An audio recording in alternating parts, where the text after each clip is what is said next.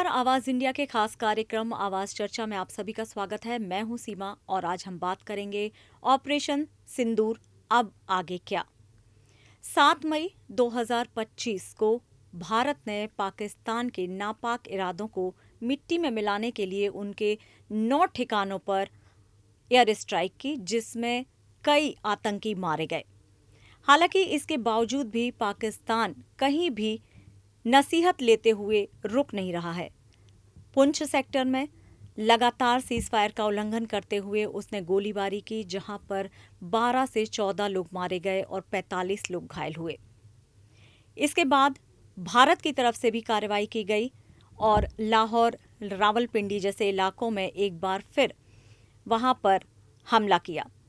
लेकिन पाकिस्तान फिर लगातार भारत के 15 इलाकों में उसने कार्रवाई करने की कोशिश की, हमला करने का कोशिश की, लेकिन भारत ने उस हमले को विफल बना दिया।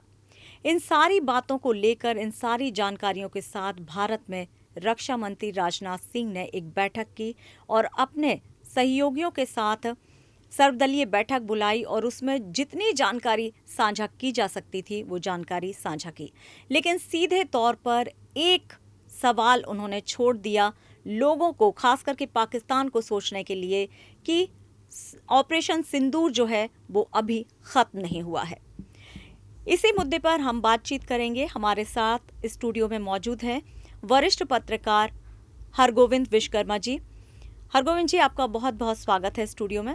आपको बता दें कि हरगोविंद विश्वकर्मा जी जम्मू कश्मीर इलाके में काफ़ी समय उन्होंने रिपोर्टिंग की है। खास करके उन्होंने पाक की जो तरफ से जिस तरह की खबरें आती थी या जो भी हमारे भारत की तरफ से कोई कार्रवाई होती थी, इन सारी चीज़ों को, स्टोरीज पर उन्होंने काफ़ी कवरेज की है। इसलिए आज हम उनसे ये सारा कुछ जानना चाहेंगे। सबसे पहला सवाल सर आपसे यही कि राजनाथ सिंह जी ने एक प्रश्न छोड़ दिया है सोचने के लिए पाकिस्तान को कि अभी ऑपरेशन सिंदूर खत्म नहीं हुआ, क्या कहेंगे? सही कहा आपने। राजनाथ सिंह जी ने जो कहा है कि अभी ऑपरेशन जो सिंदूर है वो चल रहा है, इसका मतलब ये है सीमा जी कि अभी जो 9 ठिकाने पर भारत ने हमला किया परसों रात को, उसमें जो रऊफ़ अजहर, जो मसूद अजहर का भाई हो, मारा गया। उसके समय करीब करीब खबरें आ रही हैं कि करीब करीब 100 आतंकवादी मारे गए। चूँकि ये जो ऑपरेशन सिंदूर इसलिए जारी रहेगा क्योंकि अभी पाकिस्तान में जो आतंकवाद है, पाकिस्तान में आतंकवाद की जो फैक्ट्री है, उसकी कमर तोड़नी है भारत को। जो जैसे मोहम्मद हाफिज़ सईद है, लश्कर तैयबा का चीफ, या जैसे मोहम्मद का मसूद अजहर हुआ, या हिजबुल मुजाहिदीन का सैयद सलाउद्दीन हुआ, ये जो तीनों मास्टरमाइंड हैं, जब तक उनको टारगेट करके इन तीनों को नहीं मारा जाता, जैसे अमेरिका ने ओसामा बिन लादेन को मारा, उसी तरह भारत जब तक इन तीनों आतंकवादियों को, तीनों सरगनाओं को एलिमिनेट नहीं करता है, ख़त्म नहीं करता है, तब तक ये भारत का अभियान जारी रहेगा। यही बात राजनाथ सिंह ने आज जो सर्वदलीय बैठक हुई उसमें ब्रीफ किया और भारत की जो जानकारी है उसको शेयर किया विपक्ष के नेताओं के साथ। आपको पता ही है कि ये ऑपरेशन सिंदूर के इश्यू पर पूरा देश एक है, पूरा सारे विपक्षी दल भी सरकार को जो है समर्थन दे रहे हैं। जम्मू कश्मीर से कन्याकुमारी, कामरूप से कच्छ तक जितनी सरकारें हमारी हैं सब स्टैंड कर रही हैं हमारे आर्मी सशस्त्र बलों के पास, कह सकते हैं आप कि इसलिए ये ऑपरेशन सिंदूर जारी रहेगा। और ये ऑपरेशन सिंदूर कह लीजिए कि एक पाकिस्तान जिस तरह से हताशा में जवाब दे रहा है, उससे मुझे आशंका है कि दोनों देशों के बीच, ये दोनों न्यूक्लियर पावर के बीच युद्ध भी छिड़ सकता है। क्योंकि पाकिस्तान, चूँकि भारत ने, आपको पता ही है कि भारत ने पहले ही बोल दिया था कि पहलगाम में जो आतंकवादियों ने हमला किया, जो धर्म पूछ करके 26 महिलाओं के पतियों को मार दिया, उनके सुहाग को उजाड़ दिया, उनके सिंदूर को उजाड़ दिया, इसीलिए भारत ने इसका नाम ऑपरेशन सिंदूर रखा। ये उनको हम उनके पतियों को वापस तो नहीं ला सकते, लेकिन उनके जख्मों पर मरहम लगाने के लिए ऑपरेशन सिंदूर रखा गया है। और ऑपरेशन सिंदूर के तहत अभी भारत ने दिखा दिया है कि जो लोग इसके पीछे थे, जो मास्टरमाइंड थे, आपको पता ही है कि देखिए बहावलपुर में, जो पंजाब में है, बहावलपुर में मसूद अजहर के का जो ठिकाना था, जो मदरसा था, जहाँ टेररिस्ट कैंप था, वहाँ मारे उसके परिवार के 14 लोग मारे गए। तो कह लीजिए कि ये ऑपरेशन सिंदूर जो है जारी रहेगा। यही बात राजनाथ सिंह ने विपक्षी दलों को बताई है। जी, जिस तरह के हालात बन रहे हैं भारत की तरफ से, वो भी पलटवार कर रहा है और पाकिस्तान भी। हालांकि पाकिस्तान में बीच में उसने एक बयान आया था कि उन्होंने कहा था कि अगर एयर स्ट्राइक के बाद भारत रुकता है तो पाकिस्तान पहल नहीं करेगा। लेकिन लगातार पाकिस्तान, चाहे पुंछ सेक्टर हो या फिर अभी जो उसने 15 जगहों पर भारत के एक तरह से हमला करने की कोशिश की, जिसे हालांकि भारत ने विफल कर दिया। क्या लगता है कि पाकिस्तान खुद भी चाहता है क्या कि वो युद्ध की तरफ बढ़े? एक्चुअली बताऊं आपको सीमा जी, भारत ने पहले दिन ही बोल दिया था कि हमारी लड़ाई पाकिस्तान के खिलाफ नहीं है, हमारी लड़ाई पाकिस्तान की जनता के खिलाफ नहीं है, हमारी लड़ाई पाकिस्तानी आर्मी के खिलाफ नहीं है, हमारी लड़ाई केवल टेररिज्म के खिलाफ है और टेररिस्ट के खिलाफ है। इस मुद्दे पर पूरी दुनिया एक है। पहलगाम में 22 अप्रैल को जो कुछ हुआ, उससे पूरी दुनिया जो है को बुरा लगा कि ये धर्म पूछ करके मारना और निहत्थे टूरिस्ट को, बल्कि कह लीजिए कि कश्मीर जब से आर्टिकल 370 और 35A स्क्रैप किया गया था, उसके बाद कश्मीर मुख्य धारा में शामिल हो रहा था, विकास के मार्ग पर चल रहा था। आपको पता नहीं 2 करोड़ पर्यटक गए थे पिछले साल कश्मीर में। तो कहने का मतलब कश्मीर का जो मेन अर्निंग है, मेन सोर्स ऑफ इनकम है, वो पर्यटन है। तो पर्यटन को स्क्रैप करने के लिए इसीलिए कश्मीरी आवाम भी इस बार उन आतंकवादियों को विरोध कर रही है। अब कह लीजिए कि अब पाकिस्तान ये सब चीज़ें बर्दाश्त नहीं कर पा रहा है। अब देखिए, भारत ने बोला कि हमारा अभियान आतंकवाद के खिलाफ है, आतंकवादियों के खिलाफ है, लेकिन पाकिस्तान जो कि आतंकवादियों का पोषक रहा है, उसने कल रात 15 जगहों पर, 15 भारत के जो है 15 ठिकानों पर, कश्मीर से लेकर के, पंजाब से लेकर के, राजस्थान से लेकर के, गुजरात तक, भुज तक, बांदीपुरा से लेकर भुज तक 15 ठिकानों पर उसने मिसाइल छोड़ा। वो तो आप कहिए कि भारत का जो सुदर्शन चक्र है, जिसे हम S-400 भी बोलते हैं, सैम, उसने भारत का एयर डिफेंस सिस्टम इतना स्ट्रांग है कि उन मिसाइलों को हवा में ही नष्ट कर दिया। वो उनके मलबे सब जगह पड़े हुए हैं, वो साफ़ किए जा रहे हैं। तो कहने का मतलब ये है, भारत चूँकि भारत लड़ रहा है आतंकवाद के खिलाफ, लेकिन पाकिस्तान भारत के खिलाफ कार्रवाई कर रहा है।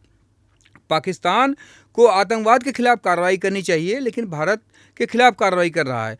यही यहाँ ये भी देखा जाए कि पाकिस्तान की तरफ से जो कार्रवाई हुई वो निहत्थे और आम लोगों पर हुई, जो पर्यटक थे।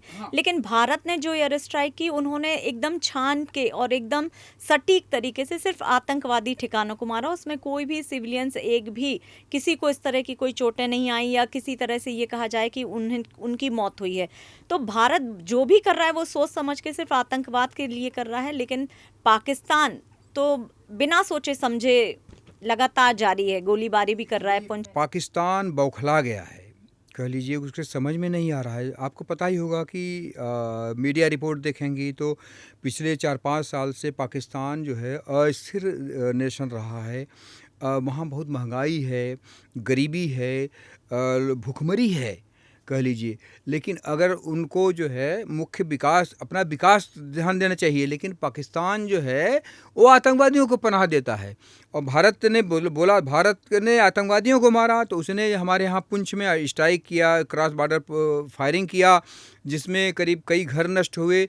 उरी हुआ या पुंछ हुआ, राजौरी हुआ, ये कह लीजिए कि इंटरनेशनल बॉर्डर से लेकर के लाइन ऑफ कंट्रोल तक उसने वो हमला कर रहा है। और निर्दोष लोगों, जो 15 लोग मारे गए हैं, वो सिविलियन थे।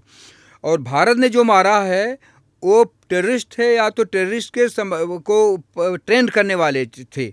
तो कहने का मतलब यही है। इसी बात पर अब ये युद्ध की तरफ बढ़ रहा है मामला। आपको पता ही होगा कि अमेरिका ने अपने नागरिकों के लिए एडवाइजरी जारी कर दी है कि पाकिस्तान छोड़ दो, और जो पाकिस्तान जाना चाहते हैं वो अपना प्लान कैंसिल कर दें, क्योंकि अमेरिका को लग रहा है कि पाकिस्तान जिस तरह हरकतें कर रहा है, भारत को उकसा रहा है। वो भारत ने कार्रवाई आतंकवाद के खिलाफ कर रही किया था, शुरू किया था।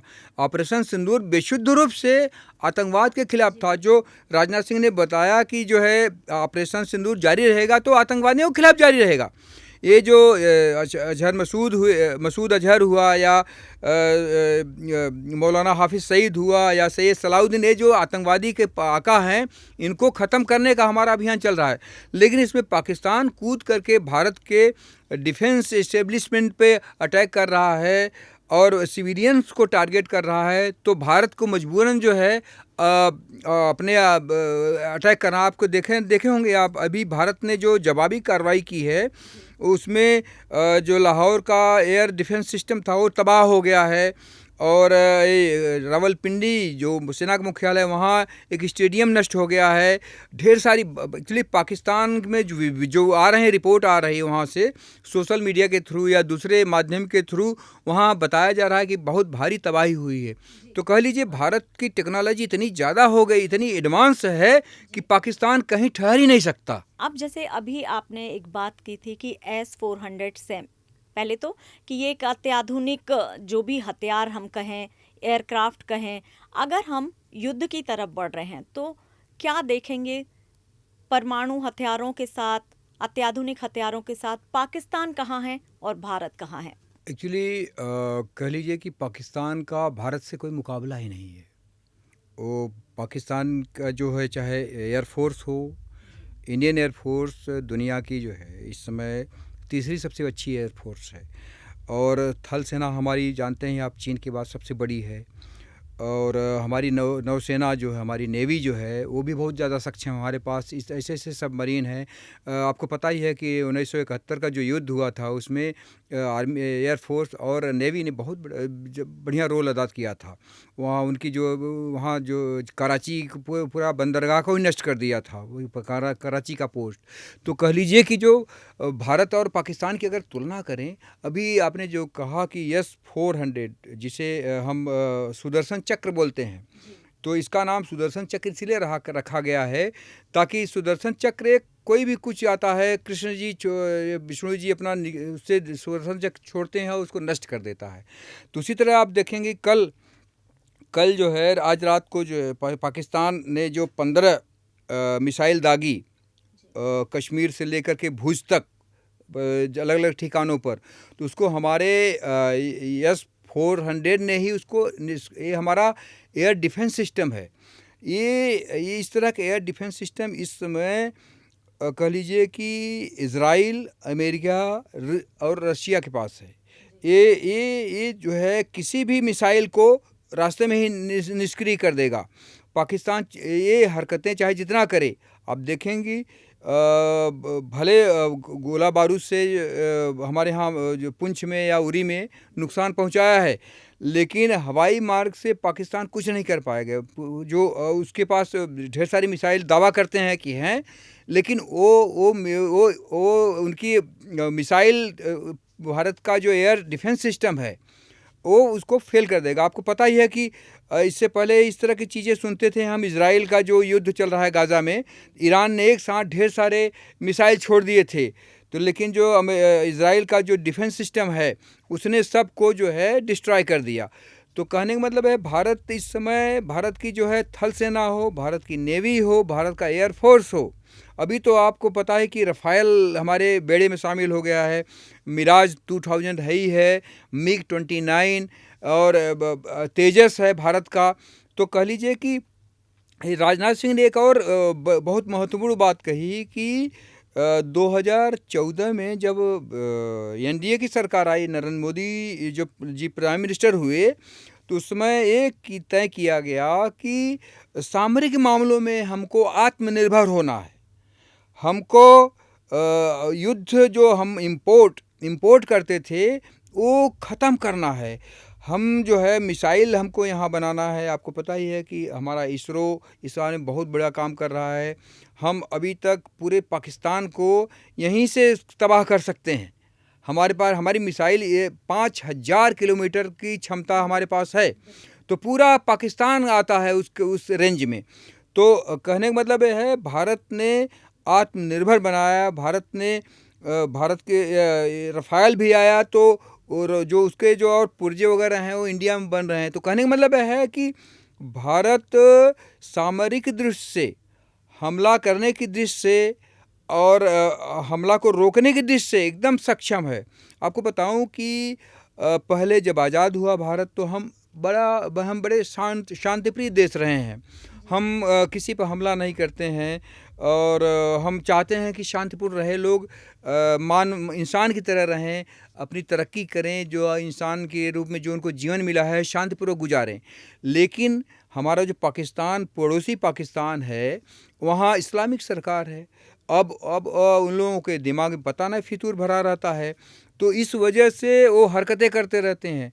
तो अब अगर जहाँ तक आपने क्वेश्चन पूछा कि दोनों का एयर डिफेंस की तुलना करें, तो पाकिस्तान फिर से मैं कहूँगा कि कहीं नहीं ठहरता। आप देखेंगे कि भारत ने 9 जगह स्ट्राइक किया ऑपरेशन सिंदूर में, सब तबाही दिखी, और उसने 9 की बजाय 15 मिसाइल छोड़ी, उसको हमने डिफ्यूज कर दिया रात बीच में ही। तो कहने का मतलब है कि हम अटैक करेंगे। हम आज भी अटैक किए हैं, आपको पता ही है, लाहौर का एयर डिस्ट्रीब्यूशन सिस्टम को हम डिस्ट्रॉय कर दिए हैं, और ये रावलपिंडी में, और पाकिस्तान को एक और फ्रंट पर लड़ना पड़ रहा है। आपको पता है ना कि बलूचिस्तान लिबरेशन आर्मी, आपको पता ही है कि जब भारत और पाकिस्तान जब आज़ाद हुए थे, तो बलूचिस्तान एक स्वतंत्र देश।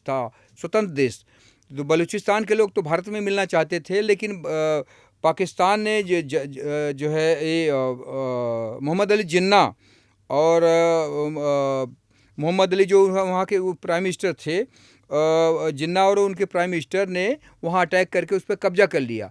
तो बलूचिस्तान तब से अपना आज़ादी की लड़ाई लड़ रहा है। अभी आज उसने, जैसे हमारे यहाँ पुलवामा में हुआ था 2019 में, कि कन्वाय जो व्हीकल थी, जो है आर्मी की व्हीकल थी, उसको उड़ा दिए थे। उसी तरह आज जो है क्वेटा में हुआ है, पाकिस्तानी सेना का एक व्हीकल जा रहा था, उसमें 14 जवान थे, वो पूरा ब्लास्ट हो गया पूरा। तो कहने का मतलब ये है कि पाकिस्तान अब कई फ्रंट पर लड़ना पड़ेगा उसको, और उसके बाद जो है पाकिस्तान तंगहाल भी है। पाकिस्तान जो है लड़ाई बियर नहीं कर सकता। पाकिस्तान के हुक्मरानों को ये समझना चाहिए। लेकिन सर, इसके बावजूद भी जिस तरह से शांति प्रियता दिखाते हुए पाकिस्तान पे हमला किया, कि सिर्फ हम आतंकवाद पे हमला किया, ना कि हमने सिविलियंस पे हमला किया है, इसके बाद भी अगर पाकिस्तान युद्ध की तरफ बढ़ रहा है, क्या कहेंगे उसको किसी का सपोर्ट है? क्योंकि कहीं ना कहीं लगता है कि वो दम भरता है चीन का उसको सपोर्ट, की भले ही चीन सामने आके उसको सपोर्ट ना करे, लेकिन हथियारों के मामले में वो उसको कहीं ना कहीं सपोर्ट करेगा। तो क्या उस दम पे ये गीदड़ भभकियां आ रही हैं पाकिस्तान की तरफ से कि हाँ, अगर युद्ध होता है तो हम भी तैयार हैं? एक हमारे यहाँ कहावत है, विनाश काले विपरीत बुद्धि। जब आदमी का विनाश आता है तो उसकी बुद्धि काम नहीं करती। इसी तरह पाकिस्तान की जो लीडरशिप है उसकी बुद्धि काम नहीं कर रही है। जहाँ तक चाइना की बात करेंगे, आप देखेंगे कि जो पुलवामा अटैक हुआ 22 अप्रैल को, तो पूरी दुनिया को बुरा लगा। निहत्थे टूरिस्ट को मार देना धर्म पूछ करके, बहुत बुरा लगा सबको। और भारत इस मामले में, भारत की जो विदेश नीति है, कूटनीति है, बहुत सफल रही है। भारत ने पूरी दुनिया को पाकिस्तान के खिलाफ किया है, और आप देखेंगे जो ऑपरेशन सिंदूर हुआ उसकी पूरी दुनिया ने तारीफ़ की है। अमेरिका हो, रशिया हो, इवन चाइना भी इसको क्रिटिसाइज नहीं किया है। उसने कहा है कि ये दुर्भाग्यपूर्ण है, लेकिन दोनों देशों का संयम बरतना चाहिए। तो कहने का मतलब ये है कि खुल कर के चाइना भी नहीं आएगा, जो कि जिसका सहारा सबसे ज़्यादा पाकिस्तान को है। ले दे कर लब्बो लुआब, एक टर्की है, तुर्की जो है इस्लामिक देश है, उसने पाकिस्तान का समर्थन किया है। और बाकी पूरी दुनिया के जो जितने 193 देश हैं, उसमें से आपको पता ही, ऑपरेशन सिंदूर करने के बाद अपने जो NSA हैं अजीत डोवाल जी, उन्होंने करीब 15 मित्र देशों को, सऊदी अरबिया जो है समेत, रशिया, ब्रिटेन हुआ, अमेरिका हुआ, फ्रांस हुआ, जितने देश हैं जो पावरफुल देश हैं, जापान, सबको ब्रीफ किया, सबको बताया, सबका समर्थन है। क्योंकि भारत जो है मानवता के लिए लड़ रहा है। भारत जो है जो खून खराबा करते हैं उनके खिलाफ कार्रवाई कर रहा है, जो शांति भंग करते हैं उनके खिलाफ लड़ाई लड़ रहा है। तो ऐसे में जो हथियारबंद लोग हैं, जो बंदूकधारी टेररिस्ट हैं, जब तक उनका खात्मा नहीं किया जाएगा, पूरी दुनिया मानती है, पूरी दुनिया इस समय आतंकवाद से लड़ रही है। तो आपको देखिए कि जो है आईसिस हुआ या तालिबान हुआ या कह लीजिए अलकायदा, ये सब पूरी पूरी दुनिया आतंकवाद से पीड़ित है। ये अफ्रीका से लेकर के पूरा मिडिल ईस्ट तक, अमेरिका तक, इवन रशिया भी आतंकवाद से पीड़ित है। तो पूरी दुनिया ये चाहती है कि आतंकवाद का सफाया हो, चूँकि पाकिस्तान आतंकवाद की फैक्ट्री है। आपको पता है यहाँ आतंकवादी पैदा होते हैं, उनका ब्रेन वॉश किया जाता है, उनको 72 हूर, पता नहीं क्या उनका कॉन्सेप्ट है, 72 हूर की जिहाद करोगे तो 72 हूर मिलेंगी, इस नाम पर पागलपन करते हैं। उसको उन सबको जो सोचना चाहिए। जो अबू जिंदल है, पता ना आपको, जो मुंबई अटैक था, उसका अबू जिंदल जो था, जो कोऑर्डिनेट कर रहा था, वो इसमें आर्थर रोड जेल में है मुंबई में। तो उससे पूछें, वो साइको हो गया, एक्चुअली अंडा सेल में रखा गया है उसको। तो अब वो रखते रहते कई साल से रह रहा है, तो वो मानसिक विक्षिप्त हो जाते हैं। तो कह लीजिए कि अब तुम ऐसी चीज़ें कुतर्क कोई ऐसी लड़ाई लड़ रहे हो, तुम पहाड़ से टकराओगे तो तुमको ही चोट लगेगा। तो कहने का मतलब है, इनको भगवान बुद्धि दे, इन लोगों को, पाकिस्तान को बुद्धि दें, टेररिस्ट को जो सपोर्ट करते हैं इनको भगवान बुद्धि दें कि ये लोग शांति अमन, पूरी दुनिया में देखिए ना, अब जहाँ जहाँ ये लोग हैं तहाँ तहाँ शांति है। चाहे गाज़ा में देखिए, हमास ने लड़ाई शुरू की तो इजराइल उनको मार रहा है, या कह लीजिए कि, तो कहने का मतलब ये है कि जहाँ जहाँ आतंकवाद है वहाँ वहाँ लोग परेशान हैं। वो देश खुद भी नहीं पनप पाते हैं। आतंकवाद को जो सहारा देता है, पनाह देता है वो। यहाँ पर आपने एक बात कही कि अजीत डोभाल जो कि हमारे राष्ट्रीय सुरक्षा सलाहकार हैं, उन्होंने खुद ही ब्रिटेन, रूस और दूसरे अन्य जो देश हैं उनको जानकारी दी फ़ोन करके। तो ये कोई किसी तरह का कोई नियम होता है या फिर एक मित्रता के तौर पर, क्योंकि सभी देश चाहते हैं कि आतंकवाद को ख़त्म करना है, इसलिए उन्होंने कॉल किया? नहीं, एक्चुअली क्या है, भारत जो है आतंकवाद का विक्टिम है। भारत आतंकवाद से पीड़ित है। पिछले करीब 30-40 साल से, कह लीजिए कि 30 साल तो कम कह लीजिए 89 पहले कह लीजिए कि 40 साल मैं कहूँगा, क्योंकि पहले सिख टेररिज्म था, और सिख टेररिज्म के बाद जो है कश्मीर का आया मामला। तो पिछले 40 साल से भारत टेररिज्म को सह रहा है। तो भारत का राइट है कि टेररिस्ट को ख़त्म करे। तो एक डिप्लोमेसी होती है, एक कंपल्सन नहीं है। अब जैसे भारत ने अमेरिका को इन्फॉर्म नहीं किया कि आप अपने नागरिकों को निकालो, मैं युद्ध करने जा रहा हूँ। वो अमेरिका ने जो है एहतियात के तौर अपने नागरिकों को बोला कि वहाँ से हट जाओ।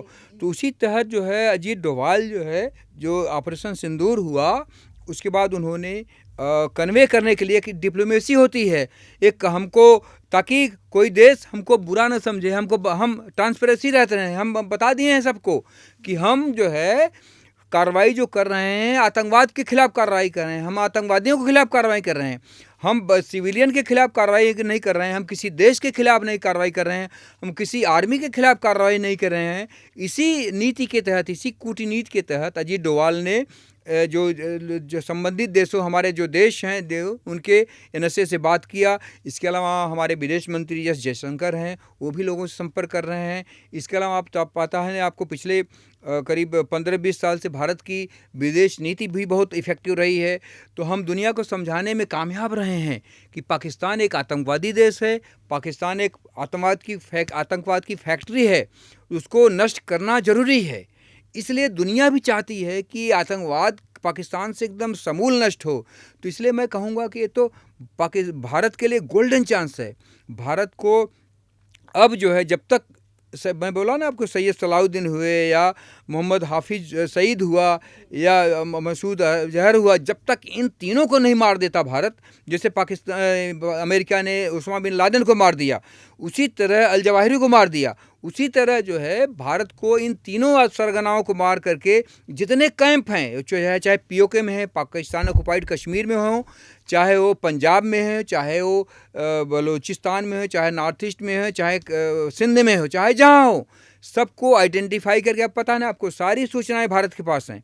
जिस तरह का जो है स्पेसिफिक अटैक हुआ था, देखिए आप परसों रात को स्पेसिफिक अटैक हुआ था, तो भारत के पास पूरी इन्फॉर्मेशन है और इन तीनों को मारेगा भारत। और जब तक मारता नहीं है तो भारत नहीं रुकेगा, यही बात राजनाथ सिंह ने कही है। और अगर पाकिस्तान युद्ध में ढकेलेगा तो India is ready for the war also. जी बिल्कुल। अगर हम पिछली बार की देखें जो स्ट्राइक हुई थी हमारी, उसे देखें और ये एयर स्ट्राइक देखें, क्या अंतर समझ में आ रहा है? एक्चुअली आप देखेंगे पहली बार जब पुलवामा में, सॉरी, उरी में अटैक हुआ, आर्मी के शिविर में अटैक हुआ, तब भारत की आर्मी जो है वो क्रॉस बॉर्डर की थी, वहाँ पीओके में जा कर के टेररिस्ट को डिस्ट्रॉय किया था, उनके कैंप को डिस्ट्रॉय किया था। इसके बाद पुलवामा जो अटैक हुआ 2019 में, इसके बाद भारत का जो है एयरफोर्स, इंडियन एयरफोर्स ने स्ट्राइक किया, बालाकोट जा कर के बम गिराया। लेकिन ये जो है ये तीनों सेनाओं ने मिलकर किया है। आप ये जो 2025 का जो पहलगाम आतंकी हमला है, इसके खिलाफ जो भारत की कार्रवाई हुई है, वो पूरा, इसमें हमारी आर्मी भी शामिल है, हमारी इंडियन एयरफोर्स शामिल है, हमारी इंडियन नेवी भी शामिल है।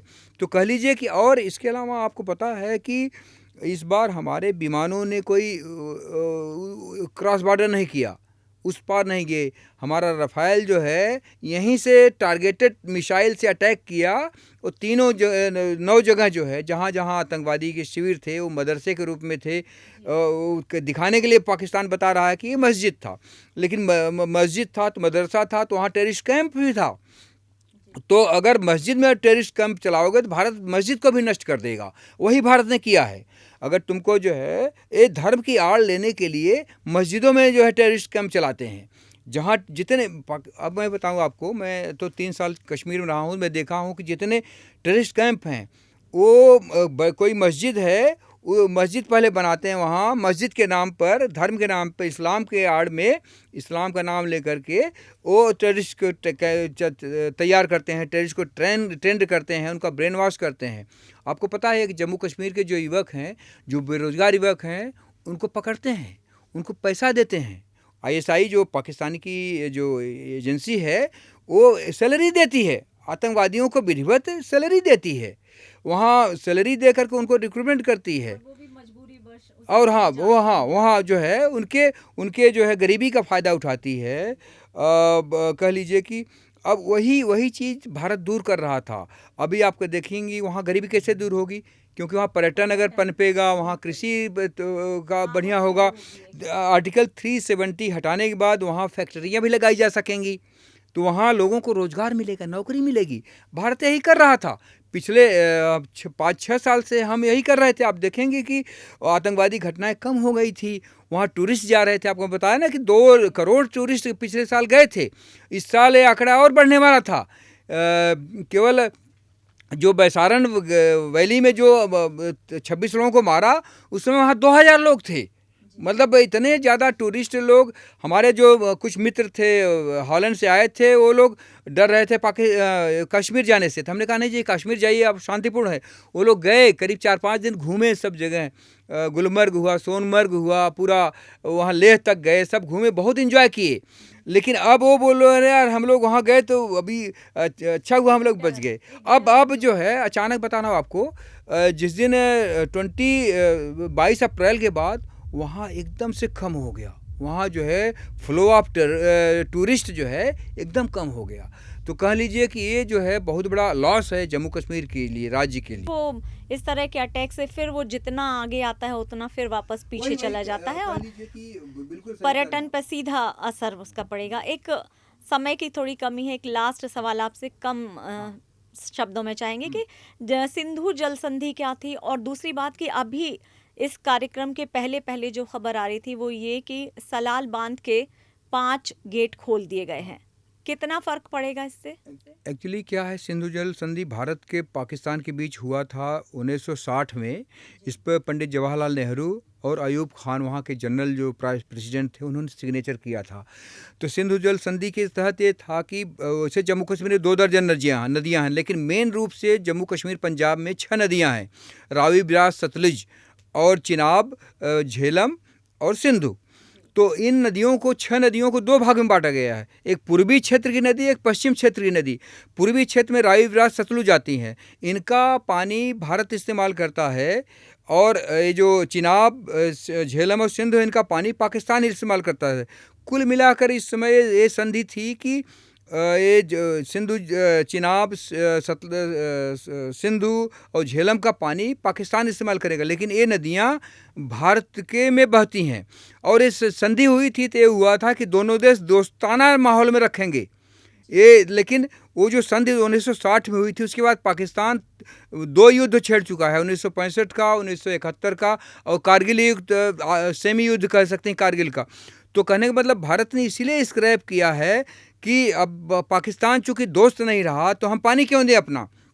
और आपको बताऊं कि पाकिस्तान की जो पाकिस्तान की पॉपुलेशन इस समय करीब करीब 26 करोड़ है लगभग, और उसमें 23 करोड़ लोग यही पानी, जो 6 नदियां हैं, ये जो पानी जाता है इसी पर डिपेंडेंट हैं। ये जो पाकिस्तान का जो पावर जनरेशन है, वो चाहे वो जो हाइड्रोलिक पावर हो, चाहे थर्मल पावर हो, सभी इन्हीं पानी पर डिपेंड करता है। अब भारत ने सलाल का गेट इसलिए खोला है, एक्चुअली क्या है, अभी जम्मू कश्मीर में पानी बारिश हुई है तो भारत ने अभी बंद कर दिया था, तो वहाँ एक्चुअली भारत ने ये कहा है कि सिंधु जल संधि हम सस्पेंड कर रहे हैं। यानी भारत जो पानी है वो पहले अपने खुद इस्तेमाल करेगा, क्योंकि हमारे यहाँ कई देश में कई जगह सूखे पड़ते हैं। इसमें आपको पता है कि जब वाजपेयी प्राइम मिनिस्टर थे तो उन्होंने नदियों को जोड़ने की बात कही थी, तो भारत उसी पर काम कर रहा है। और बता रहा हूँ आपको, भारत ये ऑपरेशन सिंदूर न करता, केवल सिंधु जल संधि ऐसी संधि थी कि पाकिस्तान भूखे मर जाता।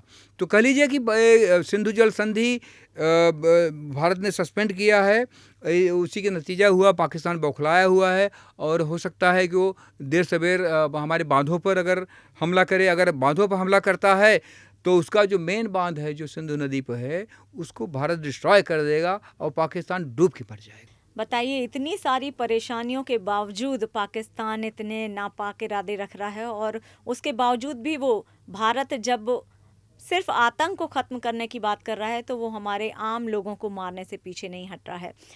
लगातार चर्चा अगर हम जारी रखेंगे तो बहुत कुछ चीज़ें हैं जो सामने आएंगी, और आप काफ़ी इन चीज़ों को जानते हैं, तो हम बहुत समय अभी फ़िलहाल हमारे पास नहीं है, लेकिन हम चाहेंगे कि दोबारा आपसे इस बारे में बात करें और बहुत सारी जानकारियाँ अपने दर्शकों तक पहुँचाएँ, लेकिन समय की थोड़ी कमी है। तो फ़िलहाल के लिए सर आपका बहुत बहुत धन्यवाद स्टूडियो में आने के लिए और जानकारी देने के लिए। और फिलहाल हमारे आवाज़ इंडिया के इस खास कार्यक्रम में फ़िलहाल इतना ही। आप देखते रहिए आवाज़ समाचार।